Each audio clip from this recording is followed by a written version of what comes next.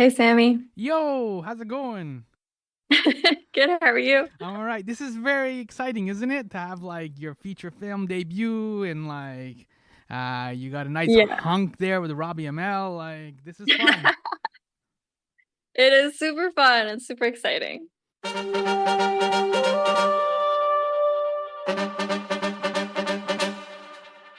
Yo, welcome to My Summer Lair. I'm your host Sammy. I float like a butterfly, sink like a stone, splashed into the water by a toddler with sticky hands. Younan. Sherren Lee has directed a spicy movie, Float. Robbie Amell is all hot and hunky, giving Andrea Bang swimming lessons. Yo. That's not a euphemism. Or is it? You know Robbie from Arrow, and you know Andrea from Kim's Convenience. Here's a scene from Float where Waverly, played by Andrea, is now all dry after having fallen into the water. She finds out more about this hot stranger living next door. I mean, she's not where she's supposed to be, so everyone around her is a stranger. Turns out the hottie can teach her how to swim and help her confront her fear of water. He, the hottie, is Blake, who is Robbie Amell. Listen carefully. Can you hear the static electricity of their connection?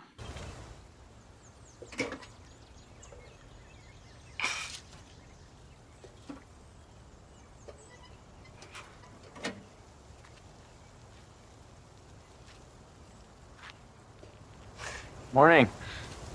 Hi. Um, you're up early? Yeah, I gotta get to work. I'm a lifeguard. I guard the lives at the beach.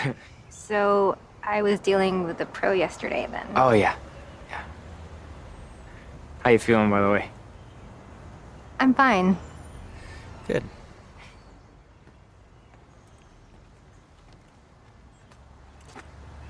So you can't swim, huh? Yeah. I kind of missed that boat as a kid. I could teach you. I mean, if you want. That's so nice. Well, I'm a tough teacher, so you'd have to take it pretty seriously. Unfortunately, I'm leaving tomorrow. I thought you just got here. I did. It's complicated.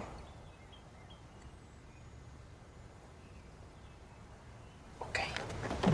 Hey, thanks for saving my life.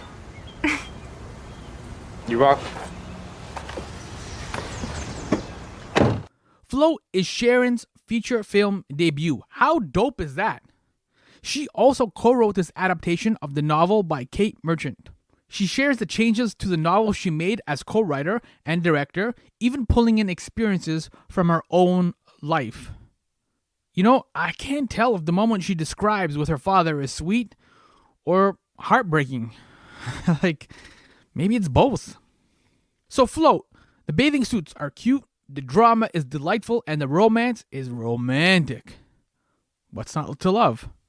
I'm sure this My Summer Lair conversation with writer and director Sherren Lee will, wait for it, I'm sure this episode will float your boat. Boom! There it is. Magic. Sound, the final frontier. My Summer Lair is an enterprise, a pop culture voyage with a continuing mission to explore strange new worlds, to seek out new creators and celebrate established producers, to boldly go where no podcast has gone before. And now here is your host, Sammy Younan. Do you have any questions for me, or should we just get into the fun? Let's get into it. Oh, look at this. All right. So, there's a reason why I'm bringing this up, but I want to just start at this place because you were just in Mexico. Is that correct? Like, how was that? That's right. Yeah, how was that experience? It was great. I was, I'm a traveler at heart. I, went traveling for a year in when my early 20s, and that's when I fell in love, and a lot of why I came onto Float. But yeah, I love going to Mexico. It's always nice kind of stepping away from your life and getting some perspective. Yeah, and that's why I bring up your trip because there's a certain freedom like when you're in a strange place, right? And you don't know a lot of people, or you're trying to figure out how things are going and flowing. And for Waverly, main character in Float, because she's also in a strange place. Her mom thinks she's in Toronto, but she's not. So where does Waverly end up? Well, she is in Holden, BC, which is a fictional town, Mm-hmm. but in the book, it's an adaptation of Kate Merchant's Wattpad book. Yeah, she ends up in a beach town where her aunt lives, sort of on a whim. Yeah, and so for you, you're also the co-writer. Mhm. And Waverly has like a Chinese background. She has very like focused parents, your classic Chinese parents. Like, which of your cultural experiences showed up in the adaptation as you were kind of writing it, as you want to create this character of Waverly? Yeah. So Kate's book is about a 17-year-old girl from Alaska that goes to Florida to spend the summer with her aunt. And big reason why I came onto the project was because after I read the book, there was so much about it that I could relate to. And, in the book, she is sort of rejected from her parents because they're just going through a divorce and they don't know who to take her for the summer. And that kind of rejection is something that I could relate to. And this relationship with my parents has always been complicated. And this feeling of belonging in my community and my society and my own family, is something that I've always also struggled with. And so it was really cool that Kate and Lionsgate and Wattpad allowed me to bring so much of myself into the script, into the story, the film. So yeah, the reason why Waverly and is from Taiwan is because I'm from Taiwan. And yeah, so that was really special.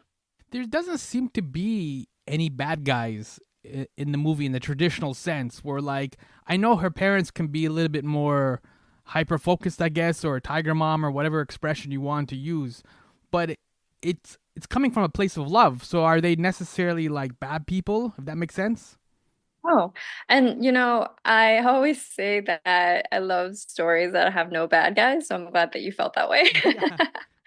Um, but yeah, I think it's life, People have different ways of seeing life and the world, and parents want what's best for their kids and what they feel is the best. They want their kids, especially, immigrant parents, immigrant families, want a better life for their children than they had, and less struggle and more comfort. And, for me, my dad always told me he wanted me to be a family doctor because that was like an easy, comfortable job Hmm. that Unlike made filmmaker. a good income. Yeah. So yeah, I don't think it's like no one's trying to, no one has any ill intentions. It's all coming from love for sure. Yeah, I mean, there's a really nice moment where Waverly says to her dad, like, "How come you never call me? Like I'm your child." Like, you know what I mean? It's like a very simple thing. And her dad looks at her weird, like that's a weird request. And then second, then he says like, you're a girl, like you should talk to the mom, like it's a gender thing. Like for him, it was a pretty case closed thing. You know what I mean? Like that's a Yeah. weird request. Yeah, that's something my dad said to me and a conversation I had with my dad. So it was just like a very illuminating moment for me in my life because it never occurred to me that that's how you would think, even though it made total sense when he said it, Hmm. you know? Um, so yeah, I think that moment is there to sort of, I guess, show us that people have different ways of thinking and it's not really about you, like about how they feel about you, Hmm. And I think further understanding of how we all think brings us closer. But it's also understanding how you love people and how you are loved as well.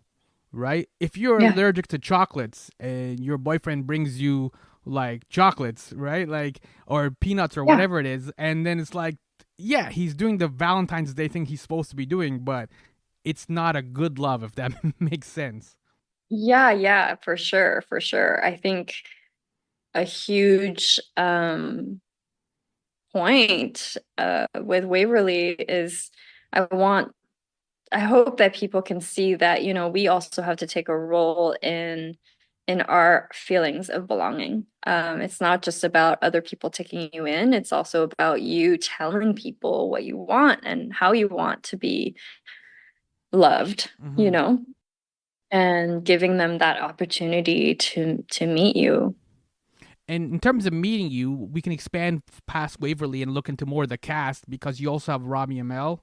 And he Mhm. has also a complicated relationship in Float with his sister, right? Where they don't know Mhm. how to love each other. Um, Yeah. how is there a special technique to, I guess, casting romance? Because Robbie's your heartthrob, right? Your hunk. He doesn't have a shirt on for a lot of the movie. Andrea Bang is like your very cute special lady. Like, is there a technique or something that you're looking for in terms of like casting a romantic movie like this? Good question. Well, Robbie was attached to the project before I came along. So we always had Robbie on board, which was a blessing. And when we were looking for Waverly, we just wanted somebody, it wasn't really about romance. It was more about, who fit this character and who could like really make her feel real and have, I mean, yeah, we did have chemistry reads with Robbie Mm-hmm. and make sure that they had good chemistry between them. But yeah, aside from that, it's really just for me, I care about characters feeling real and that this relationship, these people could exist in real life. Um, so that's where my focus was. Was your focus also on some of the intimate moments in terms of like, there's scenes where like Robbie has his like he puts his hand on her back. She'll touch him on his arm. Like let the camera just linger for just a moment or two on these like touches and this intimacy and this connection, and then you kind of move on to the next thing. Was that a conscious choice to kind of like zoom in and focus on like these intimate connections? Oh yeah, definitely, definitely. I think it's like important, I guess to show those moments to establish the fabric of their lives, the fabric of their relationship, not necessarily just by, you know, lines and Mm-hmm. and talk, how the way they talk to each other and what they say, but also how they're interacting with each other, how their bodies are next to each other, and how they naturally move with each other. So I wanted to show those moments and like, in the gondola when he like almost when she like sort of wobbly and he like is there to catch her, but he doesn't actually touch her. Yeah, yeah. I think say so much about who they are as people and how they care for each other. And of course, one of the key scenes in terms of that touching and that connection is that Robbie's teaching Andrea how to swim, right? That's the main thing of Mhm. Float. So that must have been a challenge to shoot, like all those pool scenes and things like that. Like, was there any amusing or unexpected bloopers that happened, like shooting some of the swimming scenes or like teaching her how to swim? Yeah, I mean, there's a lot of things, the pool was, of course, its own challenge, and we had a few days at the pool. And, water is always moving around, so there's no like real stability, you know? Um, Water's a terrible actor. yeah, and like the actors can't like they can stand on the mark. Yeah, Mm-hmm. we can give them a mark, but if they're not grounded, like if their feet aren't touching the ground, they're gonna be moving around, So there's all kinds of little things about that. Um, but I mean, in the ocean, we shot in the ocean too, and we had the camera on the surfboard, and that scene was actually they were in freezing cold water Oh. and we had like seaweed everywhere. And I think we did a good job to like steer clear from it, but like Robbie was like in the water, like taking all the seaweed away. Oh man. And it was pretty funny. He was a great trooper. He was like, no, I hate seaweed and I'm doing this for Yeah. you. Yeah. It was really sweet. Hmm. Um, but yeah, so definitely lots of funny moments and challenging moments as well. Float is not a rom-com, but it's a romantic movie for sure. And it's your feature film debut. So you've obviously directed like TV episodes of like Run the Burbs, Convenience, Murdoch Mysteries, lots of TV. But for your feature Mhm. film, was romance crucial? Like, in other words, if you'd been given an opportunity to make a Western or sci-fi movie, would you have taken it? Or were you always kind of seeking romance?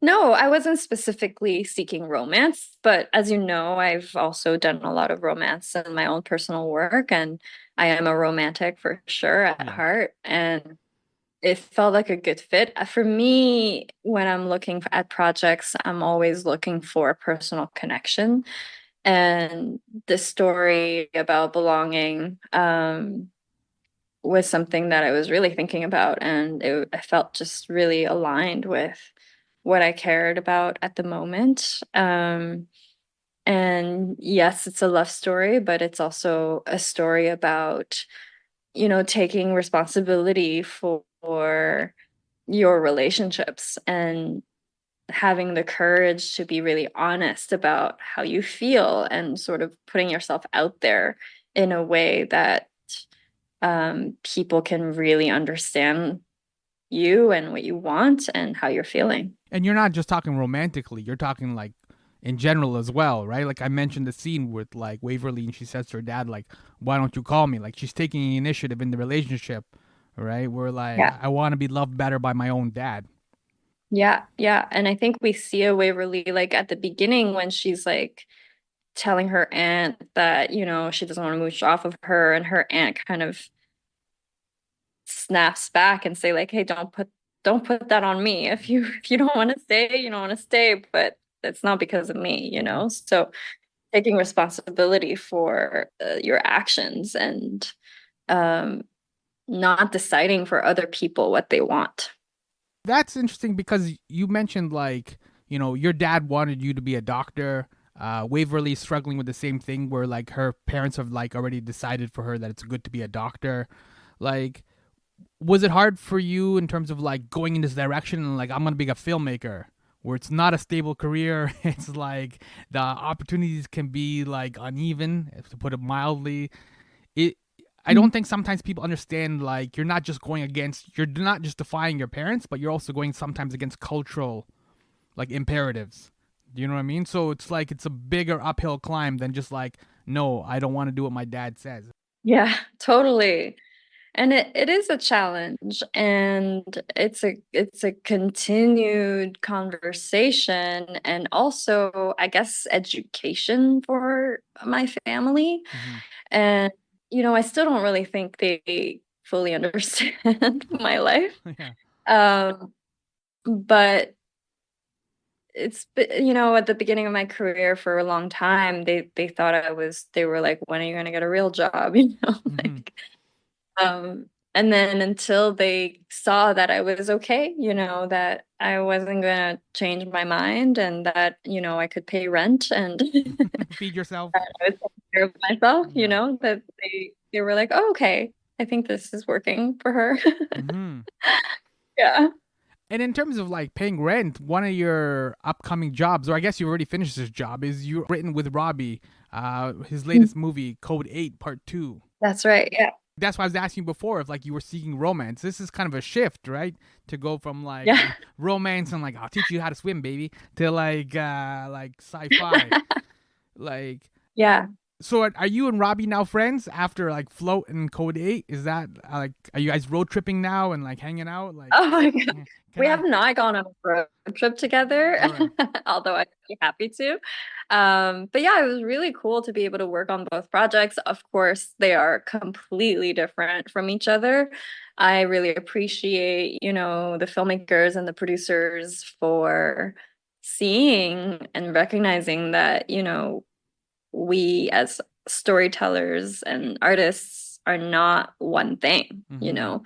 We have a lot of different interests as people, and our skills of storytelling, applies to all sorts of stories. Um, and it's always a joy to be able to work with people that you already know. And of course, you build those relationships and you continue to nurture them. So yeah. Were you able to bring that same like focus and intimacy and connection that we talked about with Float? Were you able to bring that as well to Code 8? Even though it's a I hope sci-fi, so. like, Yeah, I hope so. Oh, definitely. I mean, Code 8 is such a grounded, character-driven story as well. So I hope you'll see that.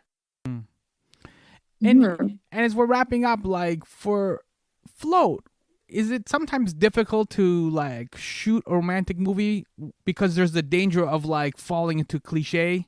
You know what I mean? There's been a lot of romantic movies, and there's a lot of expectations that an audience has for romance and for drama. As you were making it, either like writing it or shooting it, were you conscious and aware of certain cliches you want to avoid, or like you were just happy to kind of fulfill audience expectations? 100% I was aware of those things. I grew up watching rom-coms, and I wanted to tell a story that was grounded in reality. I really wanted to stay away from any kind of, someone saving somebody else or someone totally changing their lives for somebody else. And, I fell in love on a trip, and we ended up being together for 5 years. And I think that requires a lot of conversation, a lot of honesty about realistic life things, like we all come with our baggage and the life that we live. And in any relationship, you have to find a way to coexist, and come together. And I think with Blake and Waverly, they both have such, big things that they're dealing with. And I didn't want either one of them to save the other person, and I wanted them to take responsibility for their own problems, and yes, like support and love each other, but ultimately you got to save yourself. Last question. So, did Robbie make Andrea a better swimmer at the end of Float? Like after the shoot was done, is she now like a much improved swimmer now? Is he a good teacher? Well, you'll have to ask him that. But or ask her Yeah. that. But it is funny. We did have swimming lessons for Andrea. Because she also, part of the reason why she's so good for the role is that she also had this experience of not really being super comfortable in the water. So we had her take swimming lessons, and so I do hope that the film helped her feel more comfortable in the water. Okay, there we go. So thank you so much for like hanging out. We covered romance, we covered Mexico, we covered Float. Like we had a good time. Yeah, nice to see you, Sammy. Yeah, it's been a while. We should like hang out after you finish up all your press stuff for Float. Yeah. Yeah. So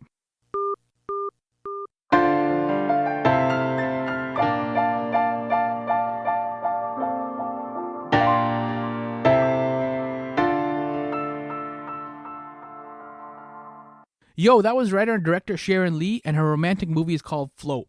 It'll be out in limited release. I'm Sammy, host of My Summer Lair. I owe Sharon a high five. Thanks to her, I earned one of my IMDb credits. I was the music supervisor on her web series, Someone Not There. It too is all romantical.